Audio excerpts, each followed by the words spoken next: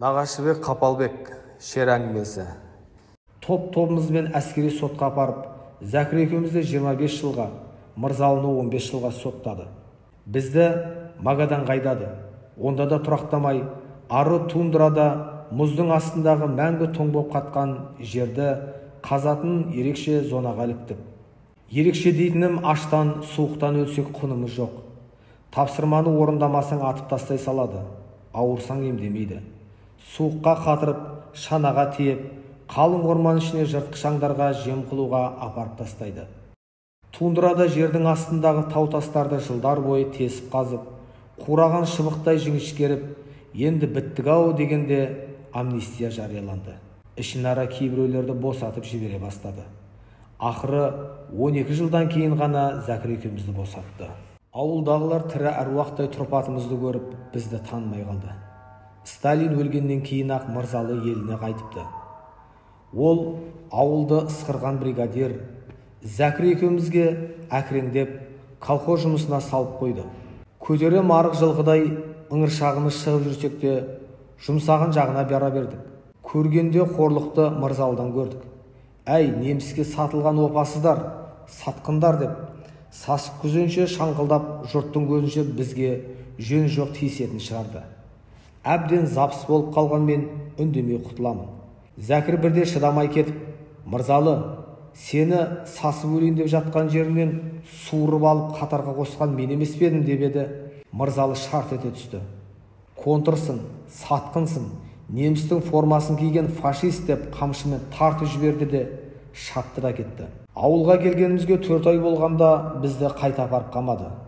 Аса қауіпті шпион деп Мырзалының жазған арызына орай қайта сот болып, екеумізге 5 жыл беріп, Мурманскіге айдады.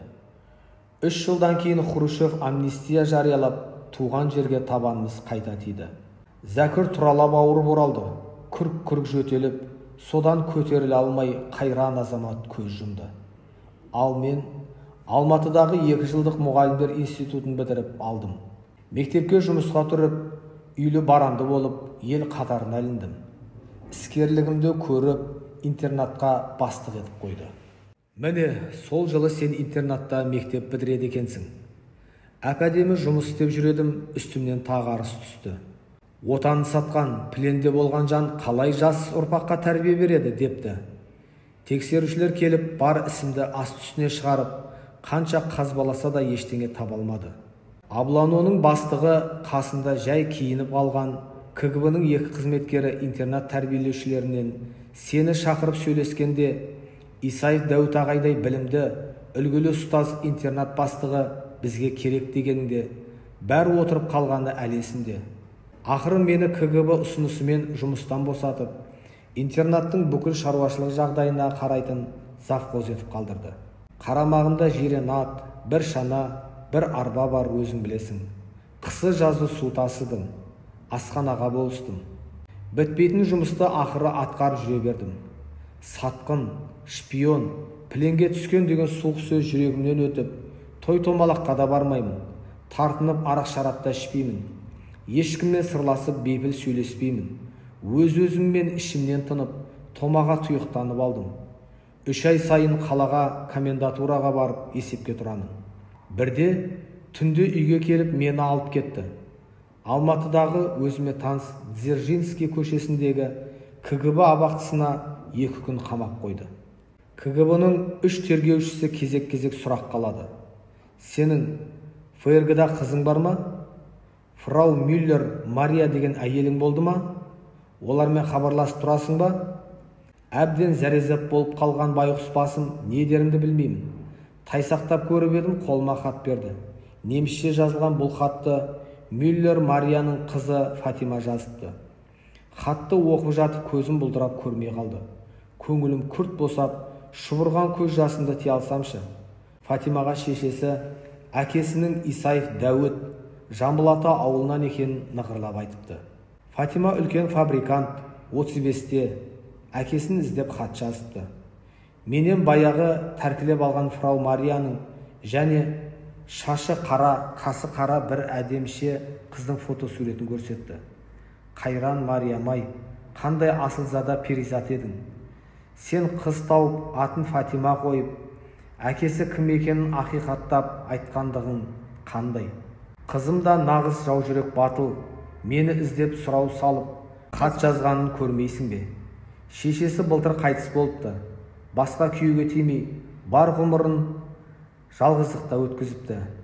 Әкемді бір көрсем арманым жоқ депті қызым хатында. Жүрегім езіліп, қан жылап отырып оқыдым.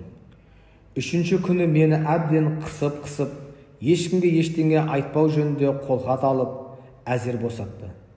Германиядағы Фатима Мюллер ханымға мұндай адам бұл өлкеде тұрмайды деп хат жазып жіберді. Арада 3 жылдай уақыт өткенде бір үлкен оқиға болды.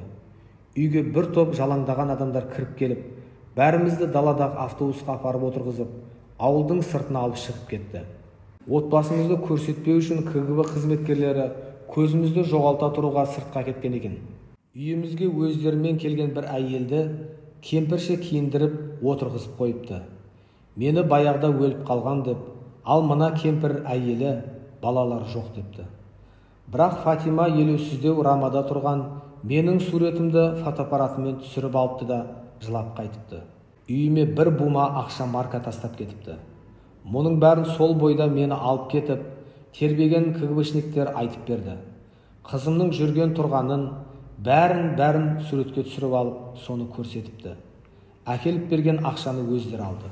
Ақыры мені 5 жылға Түркменстанға жер аударды. Бүкіл отбасымды көшіріп алып кетіп, сол жақта болып қайттым. Құдайдың берген 3 ұл, 2 қызым бар. Әйелім жуас, шаруаның адамы. Олар ештеңе білмейді де, сезбейді. Мен бұл жайлы тіс жарып жан баласын айтпадым. Айтуға хақым да, құқым да жоқ. Кеше Алматыға КГБ тағы шақырыпты. Баяғы фрау Мария маған сыйлаған портсигар мен кішкентай алақандай суретін көрсетті. Фатима Мюллер жол апатынан қайтыс болыпты деп хабарлады. Мен селт етпедім. Олардың өтірік айтып тұрғанын анық білдім. Іс-әрекеттерін көре берген соң, солардың өздерінде қоланып дағдыланып алады екенсің. Фатима қызым тірі. Ол Мария екеумізден туған. Өткірлігі тас жарады. Ірі бай, буржуи, шіріген капиталист, ел қанаған фабрикант өліпті деп соғып отыр. Іштен тынып үндемедім. Өзім үйренген сұрғылт үйдің подвалындағы абақтысына 3 күн түнетіп, бүгін үйге жіберді. Сол жаққа барып шыққаннан кейін денем қышып, үстіме керосин жаққандай жаман әсер аламын. Моншаға әдейі келіп түскенім ғой. 2 күннен кейін ұлы жеңістің 30 жылдығы. Соғыс біткеніне міне 30 жыл. Мен замандастарым секілді көшеге ол күні шықпаймын. Үйде тығылып отырамын.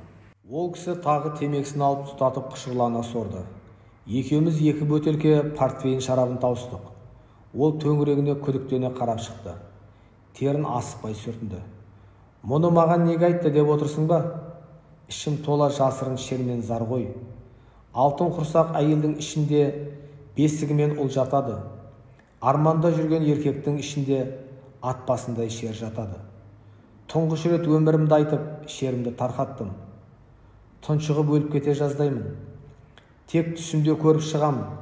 Немісше сөйлеп жатамын. Фрау Мария екеуміздің мәңгілік махаббатымыздың айғағы Фатима қызым алғыр болып өсті. Ол талай жерде жарып шығады. Сендер көресіңдер соны әлі. Иә, мұның бәрін сырым мен шынымды, қара тас болып қалған шерменімді саған айтып отырмын. Сенің зейінің бар.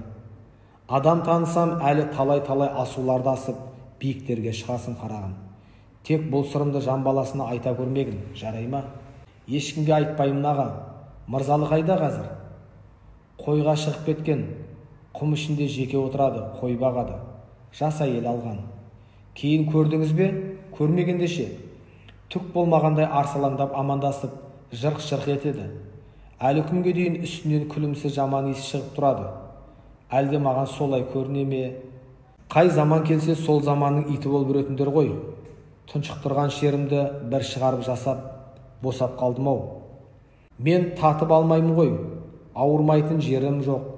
Қауқиған құр кеудем, сүлдем ғана. Бүгін сенімен ішкім келген, бәрін ақтарып айтқым келген қарашы. Сәтті болды. Қасіретімен буып қамаған қайғым сейіліп, бір рахатқа түскенімді қарашы. Қой, мен ауылға қайтайын, автобус келіп қалар. Ол екі ұмтылып орнынан әзер тұрды.